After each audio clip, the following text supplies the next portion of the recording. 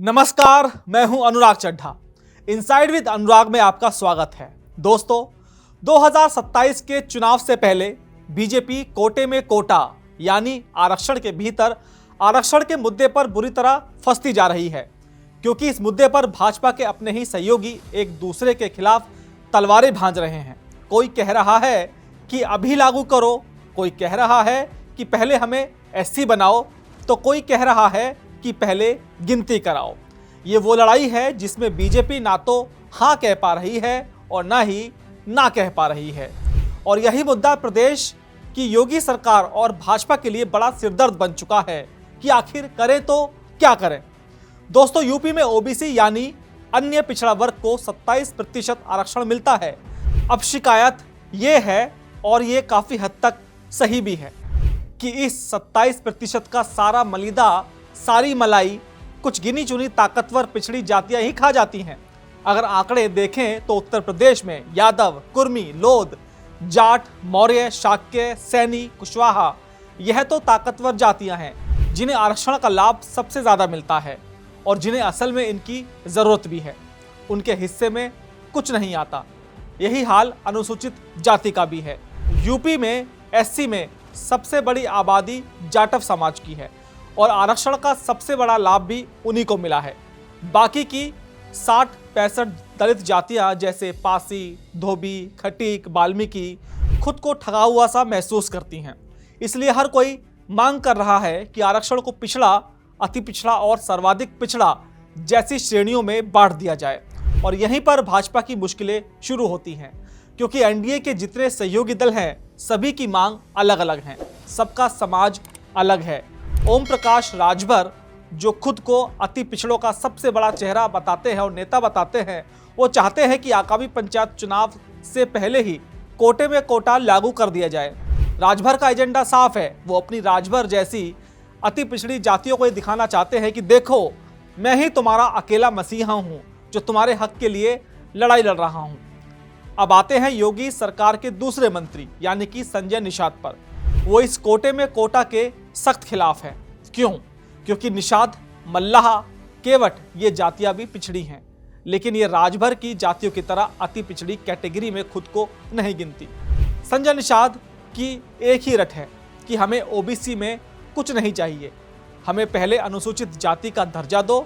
उनका तर्क है कि पहले निषाद, मल्लाह, केवट को एससी में शामिल करो, फिर एससी के अंदर तुम कोटा में कोटा करते रहना, हमें मंजूर होगा, लेकिन ओबीसी में ये बंटवारा हमें मंजूर नहीं है। संजय निषाद ने सरकार को खुली धमकी भी दी है कि सरकार करके तो देखे, पूरा नुकसान होगा, कुर्मी, यादव अलग हो जाएगा।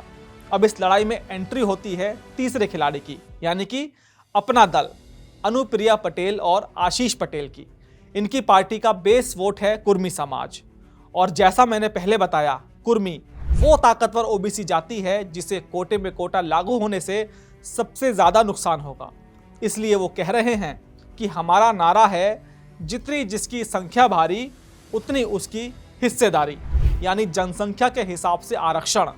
लेकिन समस्या ये है कि मौजूदा समय में किस समाज की कितनी हिस्सेदारी है, इसके पुख्ता आंकड़े नहीं हैं।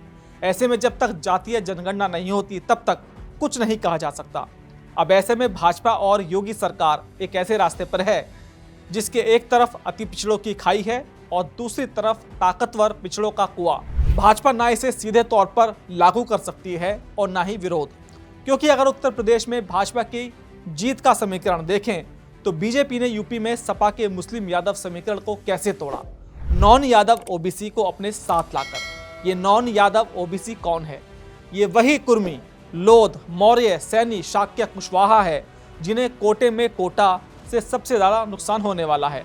अगर बीजेपी ओम प्रकाश राजभर के दबाव में आकर कोटे में कोटा लागू करती है तो उसका ये कोर वोटर, जिसने उसे 2017, 2019, 2022 और 2024 में जिताया, वो एक झटके में बिदक जाएगा और बीजेपी के खिलाफ हो जाएगा। और अगर बीजेपी इसे लागू नहीं करती तो ओम प्रकाश राजभर जैसे नेता एनडीए छोड़कर चले जाएंगे।